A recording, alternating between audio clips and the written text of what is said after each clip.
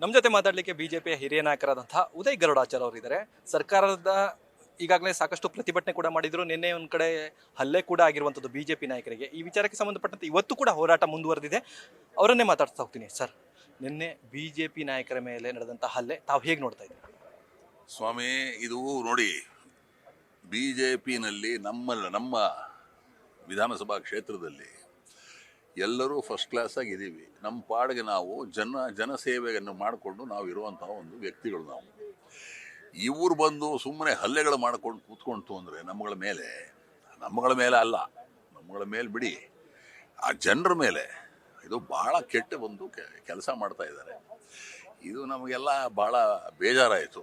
ಇದನ್ನು ಸಾಕಷ್ಟು ಸಲ ನಾವು ಅಲ್ಲಿ ಇಲ್ಲಿ ಎಲ್ಲ ಮಾತನಾಡಿದ್ದೀವಿ. ಇದೇನು ಪ್ರಯೋಜನ ಏನು ಬಂತು? ಇದರಿಂದ ಏನಾನ ಒಳ್ಳೇದಾಗುತ್ತೆ ಅಂತ ಹೇಳಿದ್ರೆ ಜನರಿಗೆ ಒಳ್ಳೇದು ಮಾಡಬೇಕು ಅಂತ ನಾವು ಬಂದಿರೋದು.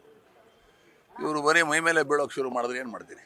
ನಿಮ್ಮ ಶಾಸಕರನ್ನ ಪೊಲೀಸ್ ಅವ್ರು ಹಿಡಿದಿರ್ಲಿಲ್ಲ ಅಂದ್ರೆ ಹಲ್ಲೆನೇ ಆಗೋಗೋದು ಅಂತ. ಅಲ್ಲ, ಪಾಪ ಪೊಲೀಸ್ನವ್ರು ಏನು ಮಾಡ್ತಾರೆ ಹೇಳಿ? ಈಗ ಒಂದು ಮಾತ್ರ ಹೇಳ್ತೀನಿ ಕೇಳಿ. ನಮ್ಮ ಪೊಲೀಸ್ ವಿಚಾರದಲ್ಲಿ ಅವರು ಕಾನೂನು ಹೆಂಗಿದೆ ಅದ್ರ ಪ್ರಕಾರ ಅವ್ರು ನಡ್ಕೊಂಡು ಹೋಗ್ತಾರೆ. ಅವ್ರು ಏನು ಹೇಳ್ತಾರೆ? ಸರ್, ದಯವಿಟ್ಟು ಇದನ್ನು ಮಾಡೋಕ್ಕೆ ಹೋಗಬೇಡಿ, ಈ ಹಲ್ಲೆ ಮಾಡೋದು, ಈ ಗಲಾಟೆಗಳು ಮಾಡೋದು, ಇದರಿಂದ ಏನಾನ ಒಳ್ಳೇದಾಗೋದಿದ್ರು ಮಾಡಿ, ಇದರಿಂದ ಏನೂ ಒಳ್ಳೇದಾಗಲ್ಲ ಅಂತ ನಮ್ಗಳಿಗೂ ಪಾಪ ಬುದ್ಧಿವಾದ ಹೇಳ್ತಾರೆ ಅವರು. ಏನು ಮಾಡ್ತೀರಿ ಇಂಥ ಪರಿಸ್ಥಿತಿಲಿ?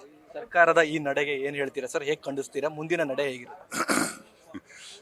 ಸರ್ಕಾರ ನಿಮ್ಮೆಲ್ರಿಗೂ ಗೊತ್ತಿದೆ, ಅದರ ವಿಚಾರ ನಾವು ಜಾಸ್ತಿ ಹೇಳೋದು ಬೇಕಾಗಿಲ್ಲ ಅಲ್ವಾ? ಯಾಕಂದರೆ ಏನೂ ಆಗ್ತಾ ಇಲ್ಲ. ನಿಮಗೆ ಹೇಳಬೇಕು ಅಂತ ಹೇಳಿದ್ರೆ ನಮ್ಗಳಿಗೆ ಬರೋ ಗ್ರ್ಯಾಂಟ್ಗಳು ಬರ್ತಾ ಇಲ್ಲ. ಇದು ಒಂದು ಪರಿಸ್ಥಿತಿ. ಸೊ ಈ ಪರಿಸ್ಥಿತಿನಲ್ಲಿ ನಾವು ಕೂತ್ಕೊಂಡು ಈ ಥರ ಇದ್ದೀವಿ. ಎಷ್ಟು ಚೆನ್ನಾಗಿತ್ತು ನಮ್ಮ ಸರ್ಕಾರ ಇದ್ದಾಗ, ಜನರು ಖುಷಿಯಾಗಿದ್ದರು.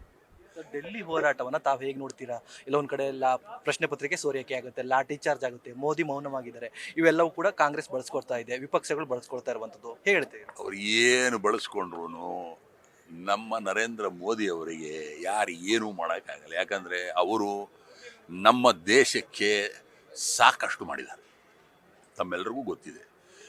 ಈ ತರಳೆ ಕೆಲಸಗಳು ಮಾಡೋದು ಇವೆಲ್ಲ ನಮ್ಮ ಲೈಫಲ್ಲಿ ನಾವು ಯಾರೂ ಮಾಡೋದೂ ಇಲ್ಲ. ನರೇಂದ್ರ ಮೋದಿ ಅವರು is a fantastic human being. ಅವ್ರಿಗೇನು ಪಾಪ ಒಳ್ಳೆ ಮನುಷ್ಯ. ಏನಂತ ಹೇಳಿದ್ರೆ ಎಲ್ಲ ಕಡೆ ನಾವು ಕೆಲಸ ಮಾಡಬೇಕು, ಒಳ್ಳೇದಾಗಲಿ, ಜನರಿಗೆ ಒಳ್ಳೇದಾಗಲಿ ಅಂತ ಹೇಳ್ಬಿಟ್ಟು ಅವ್ರ ಭಾವನೆಗಳು. ಇಷ್ಟೇ ವಿಷಯ.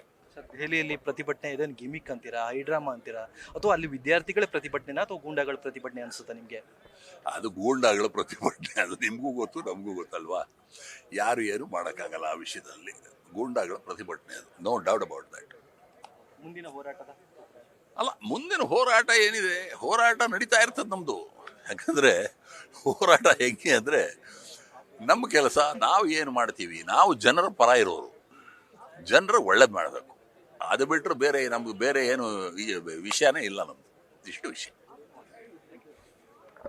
ಇವಿಷ್ಟು ಬಿಜೆಪಿಯ ಹಿರಿಯ ನಾಯಕರಾದಂತಹ ಉದಯ್ ಗರುಡಾಚಾರ್ ಅವರ ಮಾತಾಗಿತ್ತು. ಕ್ಯಾಮ್ರಾಮನ್ ಮಧು ಜೊತೆ ಗಣಪತಿ, ನ್ಯೂಸ್ ಫಸ್ಟ್, ಬೆಂಗಳೂರು.